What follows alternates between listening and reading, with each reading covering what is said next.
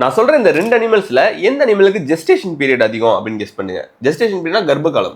First கேட்டா டாகா? Talk. இது வந்து ரொம்ப ரொம்ப க்ளோஸ் ஆக்சுவலா.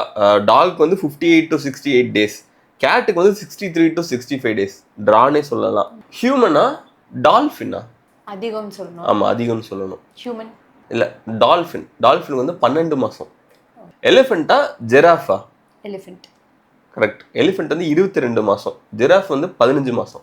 டால்ஃபினும் ஒரு குட்டி தான் போடுமா? டால்ஃபின் வந்து மோஸ்டா ஒரு குட்டி தான். டால்ஃபின், வேல் இதெல்லாமே வந்து மோஸ்டா சிங்கிள் டைம்ல சிங்கிள் காஃப் தான் இருக்கும். மாடா இல்ல குதிரையா? ஹார்ஸ். கரெக்டா தெரியல, கெஸ் பண்றேன். கவ். இல்ல ஆக்சுவலா வந்து ஹார்ஸுக்கு அதிகம். ஹார்ஸ் வந்து 330ல இருந்து 345 நாள். கவ் வந்து 280 நாள். பெரிய டிஃபரன்ஸ் தான். ஆமா.